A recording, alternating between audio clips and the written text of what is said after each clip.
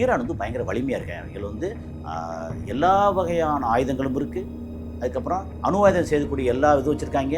அதை கொண்டு போய் சேர்க்கக்கூடிய ஐசிபிஎம் சொல்லி இன்டர்கான்டினென்டல் பாலிஸ்டிக் மிசைல், அது வந்து 2000 கிலோமீட்டர் போகும், 4000 கிலோமீட்டர் போகும். இப்போ வந்து 12,000 கிலோமீட்டர் போகிற வரைக்கும் செஞ்சு வச்சுருக்கா சொல்கிறாங்க. இவன் திரும்ப என்ன பண்ணுறான், நீ என்ன இப்படி அடிக்க போச்சு அப்படின்னு சமீபத்தில் இந்த பஹ்ரைன் இருக்கு இல்லையா, அதில் ஃப்ளீட் 5 சொல்லி அமெரிக்காவோட முக்கியமான ரொம்ப ரொம்ப முக்கியமான கடற்படை தளம் ஏற்கனவே அடிச்சிருக்காங்க. இப்போ வந்து இன்னும் அடிச்சு குமிச்சிட்டாங்க முந்தா நாள் நைட்டு. இவ்வளவுக்கு காரணம் யாரு அப்படின்னு கேட்டால் இஸ்ரேல் தான் காரணம். கையை காமிக்கிறாங்க. ஆனால் இஸ்ரேலில் அடக்க முடியாமல் உட்காந்துருக்காங்க. காரணம், இஸ்ரேல் வந்து யூத மக்களோட இடம். அது அமெரிக்காவை இயக்குறது யாருன்னா யூத மக்கள் அங்கே. அப்போது இஸ்ரேலுக்கு வந்து ஏதாவது தடங்கள் ஏதாவது பண்ணாங்கன்னா ட்ரம்ப் வந்து போட்டு தள்ளிடுவாங்க.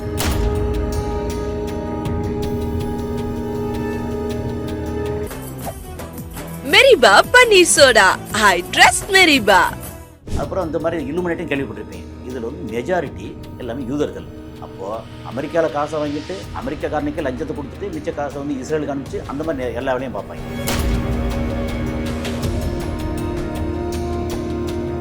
ஒரு பக்கம் கை குலுக்கிட்டு இன்னொரு பக்கம் அப்படி கை அப்படி அணைக்கும் போது முதுகில் ஊற்றுவாங்க. இரட்டை வேடம் போகிறதில்ல, காலை வாடுறதில்ல, பேச்சை மாற்றுறதில்ல, அப்புறம் முட்டாள்தனமாக பேசுறதில்ல, கிறுக்குத்தனமாக பண்ணுறதில்ல. அத்தனையிலையும் கொஞ்சம் கூட ட்ரம்ப் வந்து சளைச்ச ஆள் இல்லை.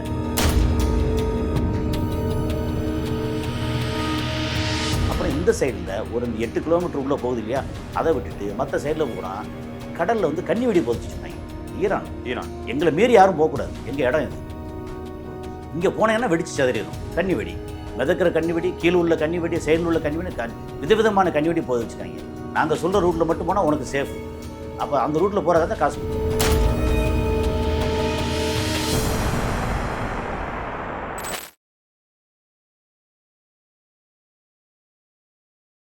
ரெஃப்ளெக்ட் நேயர்களுக்கு வணக்கம். நான் உங்கள் கமல். இன்று நம்முடன் உலக நிகழ்வுகளை விவாதிக்க இருப்பவர் உலக செய்திகளின் பகுப்பாய்வாளர் கசாலி அவர்கள். வணக்கம் சார். வணக்கம் மிஸ்டர் கமல். வணக்கம் சார். சார், இன்னைக்கு ஒரு நல்ல நியூஸ் வந்திருக்கு. ஆக்சுவலி ஜூன் 30 வந்து அமெரிக்கா ஈரானுடைய ஒரு ஒப்பந்தம், போர் நிறுத்தத்துக்காக. இது மாதிரி நிறைய செய்திகள் வருது. ஆனால் போர் கண்டினியூ ஆகிட்டே இருக்குது சார். இதை பற்றி எப்படி பார்க்குறீங்க? அது வந்து ஒப்பந்தங்கிறது எப்போவுமே நல்ல செய்தி. ஆனால் ஒரு வாட்டி தாலி கட்டிட்டு அதே பொண்டாட்டிக்கு எத்தனை வாட்டி தாலி கட்டுவீங்க? சிம்பிளாக விஷயம் வந்து என்னென்னா, இதை பற்றின நம்ம ரிஃப்ளெக்ட் நேயர்களுக்கு வந்து கொஞ்சம் இடைவெளி விட்டதுனால நான் வந்து கொஞ்சம் இது சொல்லிடலாம். பழைய கதையெல்லாம் நிறைய பேசிட்டு அமெரிக்கா வந்து அவனுடைய பொருளாதார ரீதியில் ரொம்ப இறங்கிட்டாங்க.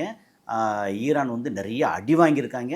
பொருளாதார ரீதியும் வந்து கொஞ்சம் இறங்கி இப்போ வந்து கொஞ்சம் ஸ்டேபிளாக கொஞ்சம் இருக்க மாதிரி வந்திருக்காங்க. இந்த நேரத்தில் அவசரமாக வந்து அமெரிக்கா எம்ஓயு போடணும். எம்ஓயுங்கிறது என்ன அப்படின்னா, அது நம்ம ஏற்கனவே நம்ம சும்மா புரிதலுக்காக சொல்லிடுவோம். கல்யாணத்துக்கு முன்னாடி நிச்சயதார்த்தம் பண்ணுறது. Memorandum of understanding. நாங்கள் 2 பேருக்குள்ள ஒரு அண்டர்ஸ்டாண்டிங். இனிமேல் வந்து அதை அக்ரிமெண்ட்டு போட போகிறோம் அப்படிங்கிறது என்ன சொன்னாங்கன்னா, போன 19ஆம் தேதி, ஜூன் 19ஆம் தேதி சுவிட்சர்லாந்தில் ஜெனீவாவில் வச்சு துணை அதிபர், அமெரிக்காவோட துணை அதிபர் ஜேடி வான்ஸு, அதுக்கப்புறம் இங்கே இருக்கக்கூடிய பெசஸ்கியான் அண்டு அப்பாஸ் ஆராக்சி, இவங்க முன்னாடி வந்து கையெழுத்தாக போகுது பேச்சுவார்த்தைக்கு. அப்புறம் காலிபாப் அப்படின்னு சொல்லி அவர் சபாநாயகர், மூத்த அரசியல்வாதி, அங்கே இருக்கிறவர், ரொம்ப முக்கியமானவங்க. அவங்க வந்து அவங்க முன்னாடி வந்து கையெழுத்தாக போகுதுன்னு சொல்லிட்டு இருந்தாங்க. அதில் முக்கியமான சரத்துக்கள் என்ன அப்படின்னா, உங்களுடைய அணு ஆயுதத்துக்காக செறிவூட்டி வச்சுருக்கீங்க, அது 60% செறிவூட்டக்கூடாது, ஹர்மோஸ் திறந்து விடணும் அப்படின்னு அவங்க அமெரிக்கா சைட்லேருந்து உள்ள டிமாண்டு. ஓகே, இப்போது இவங்க சைட்லேருந்து டிமாண்ட் என்ன, எனக்கு வந்து என்னோடய பணத்தை நீங்கள் பிடிச்சி வச்சுருக்கீங்க, அதில் 24 பில்லியன் US டாலர், கிட்டத்தட்ட 2.25 லட்சம் கோடி ரூபா, அதை நீங்கள் வந்து பிடிச்சி வச்சுருக்கீங்க, அதை நீங்கள் ரிலீஸ் பண்ணணும். அப்போது துபாயில் இருக்குது, கத்தாரில் இருக்குது, சில யூரோப் நாடு இருக்குது, பண்ணணும் இப்படிங்கிறது இவங்க டிமாண்டு. அப்புறம் அடுத்த முக்கியமான டிமாண்ட் என்னென்னா, இஸ்ரேல் தான் இதோட ஆரம்பிச்சது. இந்த ஆரம்ப கட்டம் பிரச்சனை எல்லாமே இஸ்ரேலில் வந்து தொடர்ந்து லெபனானை தாக்கிட்டு இருக்காங்க. லெபனானில் வந்து இவங்க வந்து ஹெஸ்புல்லான்னு ஒரு குரூப் இருக்காங்க. அந்த அங்கே ஹெஸ்புல்லான்னு அழிக்கிறோம் பேரில் லெபனானில் பெய்ரூட்டுங்கிறது அதோட தலைநகர். எல்லா மக்களையும் போட்டு அழிக்கிறாங்கன்னா முஸ்லீம் மட்டும் இல்லை. அங்கே லெபனானை பொறுத்த மட்டும் கிட்டத்தட்ட 50% கிறிஸ்தவர்கள், 50% இஸ்லாமியர்கள் அப்படிங்கிறது தான் கணக்காங்க. ஓகே, இந்த மாதிரி லெபனானில் அடிக்கக்கூடாது. அந்த ஏற்கனவே அவங்களுக்குள்ள ஒப்பந்தம் இருக்குது. அந்த ஒப்பந்தத்தை இஸ்ரேல் எப்போ மீறிட்டே இருக்காங்க, இனி மீறக்கூடாது அப்படிங்கிற மாதிரி அவங்க வந்து சொல்லிட்டு இருக்காங்க.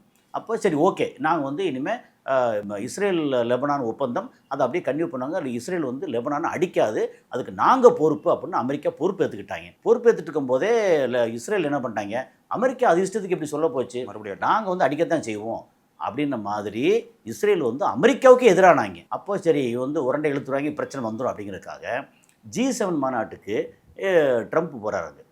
போயிட்டு 19ஆம் தேதி ஜெனிவாவில் வச்சு சுவிட்சர்லாந்து ஜெனிவாவில் வச்சு கையெழுத்தாறதுக்கு பதிலாக 18ஆம் தேதி ஃப்ரான்ஸில் இருக்கக்கூடிய ஒரு இடத்துல ஓகே அங்கே வச்சு ஆன்லைனில் கையெழுத்து போடுறாரு. அவரே துணை அதிபர் பொறுப்பு, அதிபர் நானே போடுறேன், இந்த MOUக்கு வந்து 60 நாள் வந்து ஒப்பந்தம், நாங்கள் வந்து எந்த போர் எதுவும் பண்ணக்கூடாது, மாறி மாறி எதுவும் போர் பண்ணக்கூடாது, நாங்கள் வந்து ஈரான் அடிக்க மாட்டோம், ஈரான் வந்து எங்கள் தளங்களை எதுவும் அடிக்கக்கூடாது, இஸ்ரேல் அடிக்கக்கூடாது, யாரையும் அடிக்கக்கூடாது, சரி ஓகே ஒப்பந்தத்துக்கு அவர் கையெழுத்து போட ஆன்லைனில் இங்கே வந்து ஈரானில் வச்சு மசூத் பெசஸ்கியான்னு சொல்லி அவர் வந்து பிரசிடென்ட்டு, அவர் கையெழுத்து போட ஒப்பந்தம் வந்து வெற்றிகரமாக 18ஆம் தேதியே ஒப்பந்தம் ஆனது. ஜூன் 18 ஒப்பந்தம் ஆகி அடுத்த ஒரு 3 மணி நேரத்தில் இஸ்ரேல் வந்து லெபனான் அடிக்கிறாங்க. அப்போ இதுக்கு என்ன பண்ணுறேன்னு அந்த கேள்வி, இல்லை நாங்கள் பேசுகிறோம் இப்படின்னு சொல்லிட்டு ஒரு மாதிரி அது நெருக்கடியாக போய்கிட்டே இருக்குது. அப்படி போயிட்டே இருக்கும்போதே அமெரிக்காவுக்கும் ஈரானுக்கும் ஒப்பந்தம் ஆயிடுச்சு. அதனால் இங்கே வந்து ஹர்மோஸ் அப்படின்னு சொல்லி ஒரு ஜலசந்தி இருக்குது. இப்போ ஹர்மோஸ் அப்படிங்கிறது எப்படின்னா ஒரு ஸ்ட்ரெயிட்டு, ஒரு குறுகலான பாதை மேலே, அதாவது இந்த ஒரு பக்கம் இப்போ வலது பக்கம் பார்த்திங்கன்னா ஈரான், முழுக்க ஈரான், இடது பக்கம் பார்த்திங்கன்னா எண்டில் வந்து ஈராக்கோட ஒரு சின்ன பகுதி, அது கடல் பகுதி, கடலை ஒட்டிகிட்டு இருக்க ஈராக்கோட பகுதி. அதுக்கப்புறம் பார்த்திங்கன்னா உங்களுக்கு வந்து குவைத் இருக்குது, அப்புறம் கத்தார் இருக்குது, பஹ்ரைன் இருக்குது, அப்புறம் UAE இருக்குது.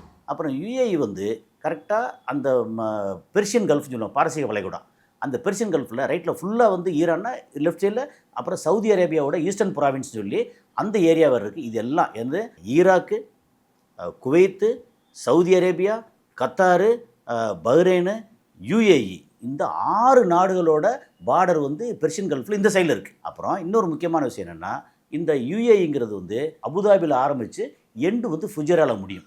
அபுதாபி, துபாய், ஷார்ஜா, அஜ்மான், உமல்குன், ராசல் கைமா, அப்புறம் கொஞ்சம் கிராஸாக வர்றது ஃபுஜேரா. அந்த ஃபுஜேரா எங்கே இருக்குது அப்படின்னா, இப்போ கீழே வந்து ஒரு சின்ன கேக்கு துண்டம் மாதிரி இருக்கிறது வந்து ஓமான். அந்த ஓமானில் ஒரு பகுதி வந்து இப்போ கடலில் தொட்டுக்கிட்டு இருக்க ஒரு பகுதி வந்து ஓமானோட நிலப்பரப்பு, இடையில கட் பண்ணிவிட்டு அது வந்து ஃபுஜேராங்கிறது UAEயோட நிலப்பரப்பு. அப்போ ஓமான் இவ்வளோ பெரிய ஓமான், அதில் இடையில வந்து UAE, அப்புறம் எண்டில் வந்து ஓமானோட நிலப்பரப்பு. அந்த ஓமானோட நிலப்பரப்பு இருக்கு இல்லையா, அதுதான் ஓமானுக்கு மிகப்பெரிய பலமும். அதுதான் என்னென்னா, அந்த ஓமானோட நிலப்பரப்பு எண்டு இருக்கு இல்லையா, அதுலேருந்து இது வந்து இதுக்கப்புறம் கடல் வந்து அப்படியே கல்ஃப் ஆஃப் ஓமானுக்கு வந்துடுது. பெர்ஷியன் கல்ஃபு அப்புறம் கல்ஃப் ஆஃப் ஓமான் ரெண்டுக்கு இடையில இருக்கு இல்லையா, அது வந்து வெறும் 33 கிலோமீட்டர் டிஸ்டன்ஸ் தான். அந்த பக்கம் ஈரான், இந்த பக்கம் ஓமான். இந்த 33 கிலோமீட்டர் வந்து பொதுவாக ஒவ்வொரு நாட்டுக்கும் கடல் எல்லை இருக்குல்ல, அது வந்து நாட்டோட நிலப்பரப்புலேருந்து 12 நாட்டிக்கல் மைல் அப்படிங்கிறது அந்த நாட்டுக்கு சொந்தம். அதுக்கு உதாரணம் வேறு முன்னாடி சொல்லியிருக்கேன், மெரினா பீச் இருக்குது. மெரினா பீச் கடல்லேருந்து 12 நாட்டிக்கல் மைல் இந்தியாவுக்கு சொந்தம். அந்த 12 நாட்டிக்கல் மைல்னா நம்ம வந்து கிலோமீட்டரில் பார்த்தோம்னா 18 கிலோமீட்டர். அப்போ அங்கே வந்து எப்படின்னா ஓமான் சைட்லேருந்து பார்த்தா 18 கிலோமீட்டர் வந்து ஓமானுக்கு சொந்தம். அப்புறம் ஈரான்லேருந்து பார்த்தா இந்த பக்கம் 18 கிலோமீட்டர் வந்து ஈரானுக்கு சொந்தம். அப்போ மொத்தத்துக்கு 18 கணக்கு பண்ணால் 37 கிலோமீட்டர். ஆனால் இருக்கிறது 33 கிலோமீட்டர். அப்போ என்ன, 16 கிலோமீட்டர் ஓமானுக்கு சொந்தம், 16 கிலோமீட்டர் ஈரானுக்கு சொந்தம். 33 கிலோமீட்டரும் கப்பல் போகலாமா அப்படின்னா போக முடியாது. என்ன பிரச்சனைனா, ஓமான் சைடு இருக்கு இல்லையா, அதில் வந்து ஆழம் அதிகமாக இருக்குது, சில இடங்கள் மேடாக இருக்குது, கப்பல் போகும்போது தடை தட்டும். ஆனால் இந்த ஈரான் சைடு இருக்குல்ல, அந்த சைடில் பார்த்தீங்கன்னா ஒரு 8 கிலோமீட்டர் அகலத்துக்கு கொஞ்சம் ஷேலோ தான், ஆனால் தடை தட்ட அளவுக்கு ஒரே மாதிரி சுமூத்தான ஏரியா. அப்போ இந்த கப்பல் போக்குவரத்து பண்ணுற இடம் இருக்கு இல்லையா, இந்த இடம் வந்து 8 கிலோமீட்டர் கிட்டத்தட்ட ஈரானுக்கு சொந்தம். ஓகே, இது சர்வதேச எல்லையில் இல்லை. அப்போ ஈரானுக்கு சொந்தமான இடத்துல தான் இத்தனை வருஷமாக 40-45 வருஷமாக 50 வருஷமாக அங்கேருந்து எல்லா வகையான வணிக கப்பல்களும், எல்லா வகையான கேஸ் கப்பல்களும், எல்லா வகையான குரூடாயில் கப்பல்களும் எல்லாம் இங்கே வந்தது. அந்த கப்பலோட அளவு எத்தனை அப்படின்னு சொல்லியாச்சுன்னா, ஒரு நாளைக்கு 120லேருந்து 140 கப்பல்கள் போக வர. ஏன்னா அந்த ரூட்டுக்குள்ளே தான் வந்து நான் UAEன்னு சொன்ன முடியா, யுனைடெட் அரப் எமிரேட்ஸில் மிகப்பெரிய சீ போர்ட் வந்து துபாயில் இருக்குது. ஜபல் போர்ட்டு, ராஷிது போர்ட்டுன்னு. அதுக்கப்புறம் காலிது போர்ட்டுங்கிறது அபுதாபி. அப்புறம் இங்கே பஹ்ரைன் போட்டிங்கன்னா அங்கே அமெரிக்காவோட ஃப்ளீட் 5 அப்படின்னு சொல்லி ஒரு மிகப்பெரிய கப்பற்படை தளம் இருக்குது. அதுக்கப்புறம் அந்த பக்கம் போயிட்டீங்கன்னா இது சவுதி அரேபியோட ஈஸ்டர்ன் ப்ராவின்ஸ், அவங்க டஹ்ரான் ஏர்போர்ட்டு, தம்மாம், அந்த மாதிரி ஏரிக்கலாம். அங்கேயும் வந்து கடல் புறம் இருக்குது. அப்புறம் கத்தார், குவைத்து, எல்லாமே அங்கே உற்பத்தி ஆகக்கூடிய ஆயில் இருக்குல்ல, குரூட் ஆயில், அதை பூரா வந்து கப்பலில் ஏற்றி ஹர்மோஸ் வழியாக தான் வெளியே வந்தாங்க. அப்போ ஹர்மோஸ் எவ்வளோ இம்பார்ட்டன்ட் உலகத்தில். நம்ம பயன்படுத்தக்கூடிய உலகம்னா நம்ம வந்து வெறும் இந்தியா இது மட்டும் இல்லை, சைனாலேருந்து ஆரம்பித்து, அமெரிக்காலேருந்து ஆரம்பித்து, கனடாலேருந்து, ஆஸ்திரேலியாவிலேருந்து, மொத்த உலகத்தில் எவ்வளோ ஆயில் நம்ம யூஸ் பண்ணுறோமோ அதில் 20லேருந்து 25% இந்த ஒரு இடத்துலேருந்து தான் வருது. அதனால தான் அங்கே நிறைய அட்டாக் நடக்குது. அட்டாக் மட்டும் இல்லை, அட்டாக் ஏன் நடக்குதுன்னா, நீங்கள் கேட்குறது சும்மா ஸ்டேட் அட்டாக் அப்படி இல்லை. இது யாருக்கு சொந்தம் இதெல்லாம் சொல்லியாச்சு. இது வந்து ஈரானுக்கு சொந்தம். இது வரைக்கும் ஃப்ரீயாக விட்டாங்க. ஓகே, இப்போ ஈரான் மேலே வந்து பேச்சுவார்த்தை நடக்கும்போதே அட்டாக் நடந்துச்சு இல்லையா? அப்போ ஹர்மோஸ் எங்களோட நான் க்ளோஸ் பண்ணுறாங்க. அப்புறம் க்ளோஸ் பண்ண வெறுமே நான் க்ளோஸ் பண்ணிட்டேன்னு சொல்லி கேட்டு போடுறதா? அப்படி இல்லை, கடல் தானே. அப்படி இருக்க இடத்துல வந்து நீங்கள் வேறு யாராவது என்ன மீறி வந்தீங்கன்னா அட்டாக் பண்ணுவேன் அப்படின்னு நிறையா கப்பல்கள், கிட்டத்தட்ட ஒரு 7-8 கப்பல் வந்து பொசிக்கிருக்காங்க. அப்போ எல்லாம் பயப்படுறாங்க. கப்பல் கம்பெனிங்கிறது ப்ரைவேட் கம்பெனி. ஓகே, அந்த மியர்ஸ்க்கு, காஸ்கோ, இந்த மாதிரி வரும் இல்லையா, இதெல்லாம் நிறைய வந்து ப்ரைவேட் கம்பெனி. அப்போ கப்பலுக்கு வந்து பாதுகாப்பு இல்லை. பாதுகாப்பு யார் கொடுப்பா? அமெரிக்கா கொடுப்பாங்க அப்படின்னு சொல்லி நினச்சிக்கிட்டு அமெரிக்கா கப்பல் பெருசாக வந்து அந்த அமெரிக்காவோட பெரிய பெரிய கப்பலை அடிச்சு விட்டாங்க. அப்போது ஈரானை எதிர்த்து ஒன்றும் பண்ண முடியலை. ஓகே, அப்போது இவ்வளோ பிரச்சனை வந்துடுச்சு. அப்போ ஏற்கனவே இவங்களை அடித்த அடிக்கி ஈரானோட தலைவர் சையத் அலி அயத்துல்லா கொமேனி அவரை வந்து கொண்டுட்டாங்க, அவர் குடும்பத்தை பூரா கொண்டுட்டாங்க. எல்லாம் பண்ணதுக்கு இவங்க பதிலடியாக இஸ்ரேலை வந்து நிறைய நாசப்படுத்திட்டாங்க. அப்புறம் யுஏஇயில் இருக்கக்கூடிய தளம், சவுதி அரேபியா அப்படின்னு மொத்தம் இங்கே இருக்கக்கூடிய தளங்களை பூரா, அமெரிக்கா தளங்களை பூரா அடித்து பிச்சுட்டாங்க. அப்போ நிறையா இழப்பு வந்து அமெரிக்காவுக்கு பொருளாதார இழப்பு. ஈரான் எடுத்திங்கன்னா மக்கள் வந்து 6000 பேருக்கு மேலே செத்துருக்காங்க. அப்புறம் நிறைய கட்டடம் போயிருக்கு, நிறைய அடி வாங்கியிருக்காங்க. அதையும் மீறி ஏற்கனவே 47 வருஷமாக பொருளாதார தடை இருந்தது. இப்போ பொருளாதார தடை இடையில நீக்கி கொஞ்சம் பேச்சுவார்த்தைக்கு வருவோன்னு மாதிரி கொண்டு வந்துட்டுருக்காங்க. இதுதான் இப்போ இதுக்கான இந்த ஹர்மோஸுக்கான முக்கியமான இடம். அப்புறம் இதுக்கான டீட்டெயில் இவ்வளோ தான். இப்போது இங்கே ஹர்மோஸை மூடினோடனே என்ன ஆகும்? யுஏஇக்கு வந்து சோத்து பிரச்சனை வந்துடும். ஏன்னா காய்கறியிலேருந்து எல்லா ஐட்டமும் இங்கிட்டு தான் போகுது. ஓகே, சாப்பாடு பிரச்சனை வந்து விலைவாசியெல்லாம் கூடி போச்சு. அப்புறம் இவங்க வந்து இங்கே உள்ள ஆயில், குரூட் ஆயில், கேஸு வந்து உலகத்தின் அதிகமான 60-65% கேஸ் வந்து கத்தாரில் மட்டும் இருக்குது. அங்கேருந்து கேஸ் வெளியே போனால் தான். நம்ம ஊரில் இந்த எல்என்ஜி, எல்பிஜி கேஸ் எல்லாம் இருக்கு இல்லையா, சிஎன்ஜி கேஸ், இது எல்லாமே வந்து அங்கேருந்து வர்றது மெஜாரிட்டி. அப்போ அந்த கேஸ் வரல அப்படின்னா என்ன ஆகும்? பிரச்சனை ஆகுது. குரூட் ஆயில் வரணும் என்ன ஆகும்? நமக்கு வந்து பெட்ரோல் பிரச்சனை, எல்லாமே பிரச்சனை வந்துட்டுருக்கா. ஸோ இந்த மாதிரி ஒரு பிரச்சனையை வந்து உலக அளவில் எல்லாம் வந்து ஃபீல் பண்ணுறோமா, இந்த மாதிரி ஒரு பிரச்சனை வந்துருச்சு. அப்போ நம்ம வந்து ஒரு முடிவுக்கு வருவோம் அப்படிங்கிறதுக்காக பிரச்சனை இருக்கும்போதே என்ன சொல்லிட்டாங்க, 18ஆம் தேதி வந்து சைன் பண்ணிட்டாங்க. சைன் பண்ணால் இவங்களோட சரத்து என்ன? எங்க வந்து லெபனான் அட்டாக் பண்ணக்கூடாது, இவன் அட்டாக் பண்ணுறான், நீங்கள் என்ன பண்ணுறீங்க அப்படின்னு கேட்டுருக்கும் போதே அமெரிக்கா என்ன பண்ணிட்டாங்க, இவங்க சொல்ல மீறி இப்போ இந்த இடத்துல வந்து நாங்கள் டோல் வசூல் பண்ணுவோம்னு முதல்ல சொன்னாங்க. ஓகே, எங்கள் இடத்துல இருக்க நாங்கள் வந்து வரக்கூடிய கப்பலுக்கு டோல் வசூல் பண்ணுவோம். 1500 கோடிலேருந்து 2000 கோடி ஒரு கப்பலுக்கு நாங்கள் வசூல் பண்ணுவோம் அப்படின்னு சொல்லிட்டு அந்த வசூல் பண்ணுற காசை நாங்கள் ஓமானோட ஷேர் பண்ணிக்கிறோம். அப்போ அவங்க பேச அது முடியாதுன்னு சொல்லி எல்லாம் பேசி அப்புறம் மெயின்டெனன்ஸ் காஸ்ட் அப்படின்னு பேரை மாற்றி நாங்கள் மெயின்டெனன்ஸ்க்காக பண்ணுவோம். அப்புறம் இந்த சைடில் ஒரு இந்த 8 கிலோமீட்டர் உள்ளே போகுது இல்லையா, அதை விட்டுட்டு மற்ற சைடில் பூரா கடலில் வந்து கன்னி வெடி போதிச்சு வச்சுருக்காங்க. ஈரான் எங்களை மீறி யாரும் போகக்கூடாது, எங்கள் இடம் இது. இங்கே போனேன்னா வெடிச்சு சதறிடும். கன்னி வெடி, மிதக்கிற கன்னி வெடி, கீழே உள்ள கன்னி வெடி, சைடில் உள்ள கன்னி வெடி, விதவிதமான கன்னி வெடி போது வச்சுருக்காங்க. நாங்கள் சொல்கிற ரூட்டில் மட்டும் போனால் உனக்கு சேஃபு. அப்போ அந்த ரூட்டில் போகிறதா தான் காசு கொடு. இறுக்கி பிடிச்சிட்டாங்களா? இந்த பிரச்சனையில் தான் சைன் பண்ணியிருக்காங்க. இதெல்லாம் திறந்து விடணும்னு சொல்லும்போது இவங்க சொன்ன ரூட் இல்லாமல் வேறு ரூட்டில் அட்ஜஸ்ட் பண்ணி இவங்க வந்து ஒரு இந்த கப்பல், அதாவது இந்த 18ஆம் தேதி கையெழுத்து ஆனதுக்கு அப்புறம் ஒரு பக்கம் இதை மீறுறது யாருன்னா இஸ்ரேல் வந்து மீறுறான், அங்கே அடிக்கிறான், லெபனானில் அடிக்கிறான். சிங்கப்பூர் கப்பல், சிங்கப்பூர் பெருசாக மெயின்டெனன்ஸ் யார்? அமெரிக்கா தானே மெயினாக. அந்த அமெரிக்காவோட சிங்கப்பூர் கப்பல், அந்த கப்பல் வருது, இந்த சொல்லு கேட்காம நீ வர்றையான்னு சொல்லிட்டு அடிச்சாங்க, ராக்கெட் அடிச்சாங்க. அடித்தா அந்த ஏற்கனவே பெட்ரோல் இதெல்லாம் கேஸ் வர்றதுக்கு இல்லையா, அந்த ஆயில் கப்பல், ஆயில் டேங்கர் அடித்து எரியுது.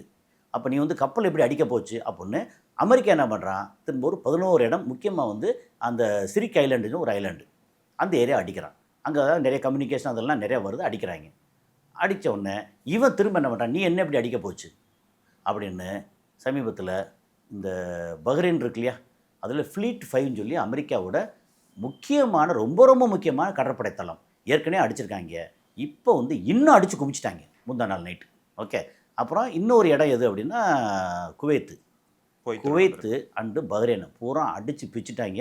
இப்போ பேச்சுவார்த்தை எல்லாம் கிட்டத்தட்ட 60 நாள் எம்ஓ இருக்குல்ல, அது முறியிற நிலைமைக்கு வருது. அதுக்கு அமெரிக்காவும் பதிலடி தாக்குதல் நடத்தி நினைக்கிறேன் சார். இல்லை, பதிலடி முதல்ல பண்ணது, அதுக்கப்புறம் பதிலடி எங்கே பண்ணாங்க? அமெரிக்கா பதிலடி பண்ணுறதுக்கு எதுலேருந்து பண்ணுவாங்க?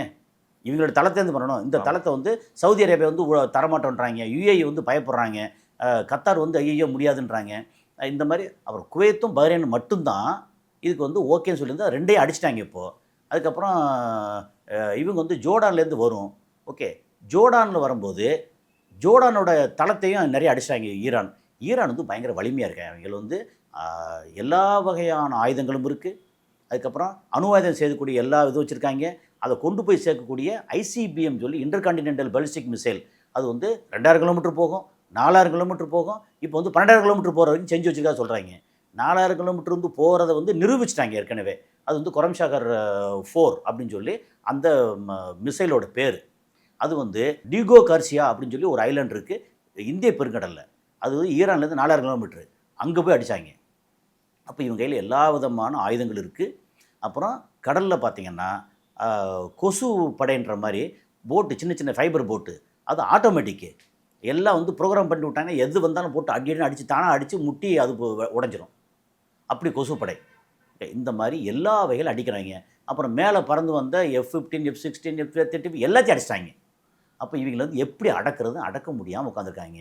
அப்புறம் ஈரானில் இருக்கக்கூடிய எக்கச்சக்கமான ஆயுதங்கள் எல்லாமே அண்டர் கிரவுண்டில் இருக்குது. அண்டர் கிரவுண்டில் சாதாரண அண்டர் கிரவுண்ட் இல்லை. மேலே வந்து மலைகள் இருக்குல்ல, மலைக்கு கீழே 1500 அடிக்கு கீழே இருக்குது. நிலப்பரப்புலேருந்து ஒரு 300 அடி 350 அடி கீழே இருக்குது. இவங்க ஈரானை ஒன்றுமே செய்ய முடியல. அதனால் இப்போதைக்கு இவ்வளோ பிரச்சனை அப்படின்னு. இப்போது என்ன பிரச்சனை, இதை தாண்டி வந்து இவ்வளோக்கு காரணம் யார் அப்படின்னு கேட்டால் இஸ்ரேல் தான் காரணம். கையை காமிக்கிறாங்க. ஆனால் இஸ்ரேலில் அடக்க முடியாமல் உட்காந்துருக்காங்க. காரணம், இஸ்ரேல் வந்து யூத மக்களோட இடம். அது அமெரிக்காவை இயக்கிறது யாருன்னா யூத மக்கள் அங்கே. அப்போது இஸ்ரேலுக்கு வந்து ஏதாவது தடங்கள் ஏதாவது பண்ணாங்கன்னா ட்ரம்ப் வந்து போட்டு தள்ளிடுவாங்க. இதே மாதிரி முன்னாடி வந்து பில் கிளின்டன் இருக்கும்போது முதல் டென்யூரில் வருஷம் இஸ்ரேலுக்கு கொடுக்கக்கூடிய ஃபண்டு இது எல்லா ஆயுதங்கள் எல்லாம் கொடுத்துட்டு இருந்தாங்க. 2வது டென்யூரில் வந்து எதுக்கு தேவையில்லாமல் இஸ்ரேலுக்கு வந்து இவ்வளோ கொடுக்கணும் அப்படின்னு நிறுத்தினோன்னு தான் மோனிகா லெவன்ஸ்கியை வச்சு இந்த மாதிரி ஜட்டியில் எதிர்ந்துச்சு அது இருந்துச்சு சொல்லி போட்டு எல்லா இதையும் வெளியேற்றி அந்த ஆளு அரண்டு போய் ஐயா என்னை விட்டுருங்க ஐயா அப்படின்னா. ஏன்னா யூதர்கள் கையில் தான் மீடியா இருக்குது. ஓகே, யூதர்கள் கையில் தான் வந்து பேங்கிங் சிஸ்டம் இருக்குது. யூதர்கள் கையில் தான் எஃப்எம்சிஜி அப்படின்னு சொல்லக்கூடிய ஃபாஸ்ட் மூவிங் கன்சியூமர் குட். நம்ம சோப்பு சாம்பு இதுலேருந்து ஆரம்பித்து நம்ம யூஸ் பண்ணுற மெஜாரிட்டி ஆஃப் ஃபுட்ஸ் இருக்கு இல்லையா, ஐட்டங்கள் இருக்கு இல்லையா, ஃபுட்டு மட்டும் இல்லை, காஸ்மெட்டிக்லேருந்து ஃபுட்டுலேருந்து எலக்ட்ரானிக் ஏகப்பட்ட ஐட்டங்கள் யூதர்கள் தான் ஓனர்கள். ஒரு 10-12 குரூப் தான் அது. வந்து இந்த ராட்ஷெல் ஃபேமிலி அவங்க வந்து ஃபினான்ஸில் பெரிய ஆட்கள். அப்புறம் இந்த மாதிரி இலுமினேட்டும் கேள்விப்பட்டிருப்பீங்க. இதில் வந்து மெஜாரிட்டி எல்லாமே யூதர்களை தான் அமெரிக்காவை வந்து கண்ட்ரோலில் வச்சுருக்காங்க. அப்போது அமெரிக்காவில் காசை வாங்கிட்டு அமெரிக்காக்காரனுக்கே லஞ்சத்தை கொடுத்துட்டு மிச்ச காசை வந்து இஸ்ரேலுக்கு அனுப்பிச்சு அந்த மாதிரி எல்லா வேலையும் பார்ப்பாங்க.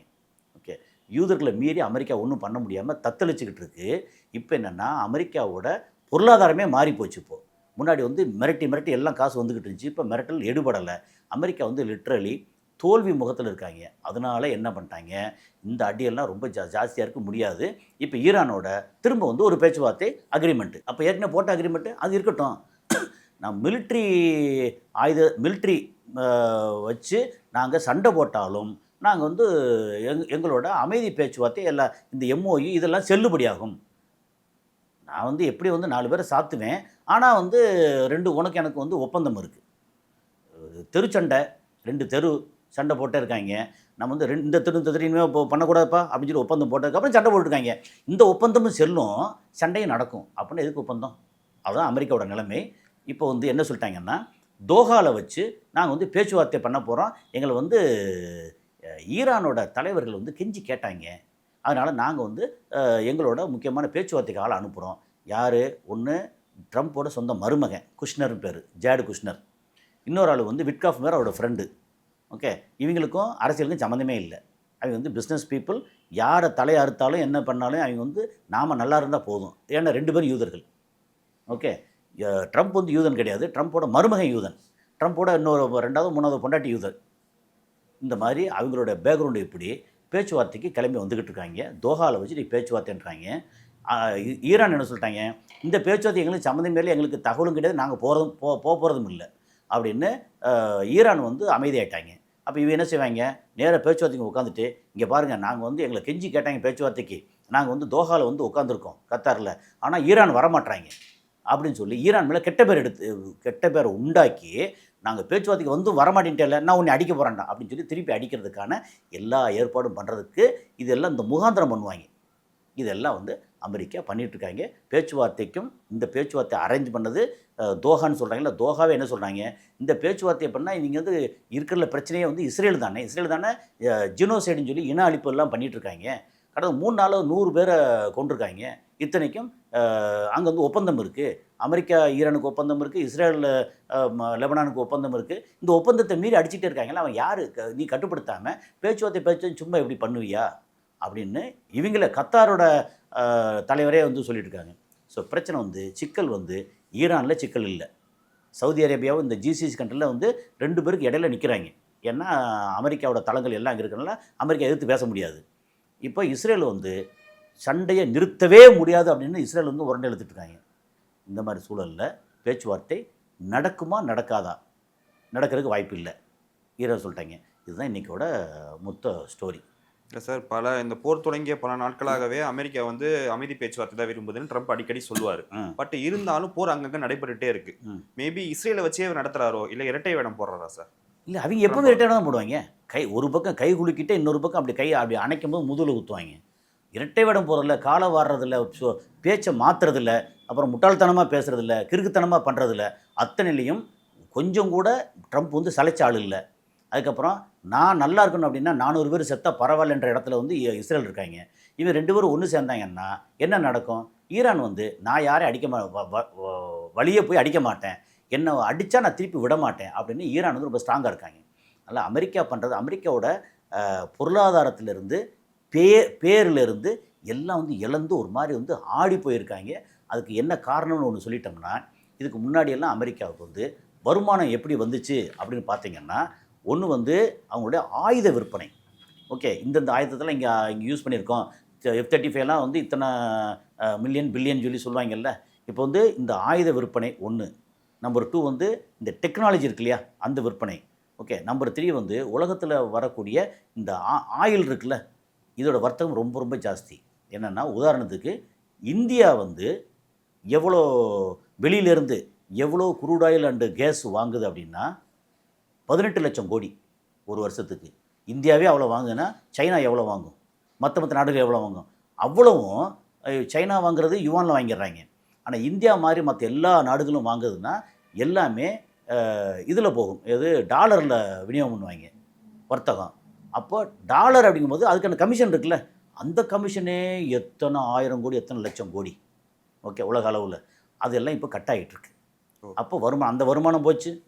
அதுக்கப்புறம் இந்த இது F-35 F-15 F-16 எல்லாம் வந்து நிறையா பண்ணியிருப்பாங்கல்ல, ஆர்டர் கொடுத்துருப்பாங்கல்ல, அதைத்தான் ஈரான் அடிச்சிட்டாங்களாப்பா அப்படின்னு அதோட விற்பனை போயிடுச்சு. அப்புறம் ட்ரேடு இது போயிடுச்சு. அதுக்கப்புறம் நாங்கள் வந்து பெரிய ஆளுன்னு சொல்லிட்டாங்களா, அதெல்லாம் போய் அமெரிக்காவுக்கு வந்து, அது போக அமெரிக்காவுக்கு வந்து செலவு ரொம்ப அதிகம். கடன் வாங்குவாங்க பாண்டு கொடுத்து, அந்த பாண்டை வாங்குறதுக்கு இப்போ ஆள் இல்லை. அப்புறம் வருஷம் வந்து கிட்டத்தட்ட நம்ம ரூபாய்க்கு ஒரு 100 லட்சம் கோடி 110 லட்சம் கோடி வந்து வட்டி கட்டணும். ஒரு பக்கம் வந்து மிகப்பெரிய அளவுக்கு லாஸ். இப்போது இந்த லாஸே 100-200 லட்சம் கோடின்னு சொல்லிட்டு இருக்காங்க. கரெக்டாக இன்னும் வெளியே வரலை. ஓகே, சொன்னால் வந்து 10 லட்சம் கோடின்னு சொல்லி அவங்க சொல்லிட்டு இருக்காங்க. ஆனால் இந்த பெரிய நிபுணர்கள் சொல்லுவாங்கல்ல, அவங்க வந்து ஒரு 200 லட்சம் கோடி அமெரிக்காவுக்கு லாஸ் ஆகிருக்கு, கிட்டத்தட்ட ஒரு 100 லட்சம் கோடி வந்து இஸ்ரேலுக்கு லாஸ் ஆகிருக்கு, கிட்டத்தட்ட ஒரு 50-60 லட்சம் கோடி ஈரானுக்கு லாஸ் ஆகிருக்கு அப்படின்னு நிறைய சொல்கிறாங்க. ஆனால் ஈரான் வந்து எப்படி ரெக்கவர் ஆயிடுவான்னா, அவனுக்கு முன்னே வந்து பொருளாதார தடை இருந்துச்சு 47 வருஷமாக. இப்போ அந்த தடை வந்து கிட்டத்தட்ட நீங்கிருச்சு, யார் வேணால் வாங்கிக்கலாம் போகலாம்னு. இஸ்ரேலுக்கு வந்து ஆயில் இல்லை, அவனுக்கு வந்து டூரிசம், ட்ரேடு, மெடிக்கல் சப்ளை அப்படிங்கிறதான். அது எல்லாத்தையும் ஹைஃபாலேருந்து, துறைமுகத்திலேருந்து, டெல்லவீவ்லேருந்து, அங்கே இருக்கிற பென்குரியன் ஏர்போர்ட், அது எல்லாத்தையும் அடிச்சிருக்காங்க. அப்போ அங்கே ஆட்கள் கம்பெனியெல்லாம் இல்லை. அப்போ கம்பெனி மேனுஃபேக்சர் பண்ணி ட்ரேடு கைமாற்றி விட்டதுன்னா அவனுக்கு காசு வரும். ஏற்கனவே லாஸு ப்ளஸ் வந்து இப்போ எதிர்காலம் வேறு ரொம்ப சூன்யமாக இருக்குது. அப்படிங்கிற இடத்துல தான் அமெரிக்காவும் இஸ்ரேலும் வந்து ரொம்ப யோசிச்சுக்கிட்டு என்ன பண்ணுறது அப்படின்னு இஸ்ரேல் வந்து ரொம்ப ஒரு மோசமான முடிவு எடுத்ததாக லீக் ஆகிருக்கு. அந்த டீட்டெயிலாக அடுத்து பேசிக்கலாம். இது வரைக்கும் போரை பற்றி நமக்கு மிக பொறுமையாக பதிலளித்தவங்களுக்கு மிக்க நன்றி சார். நன்றி.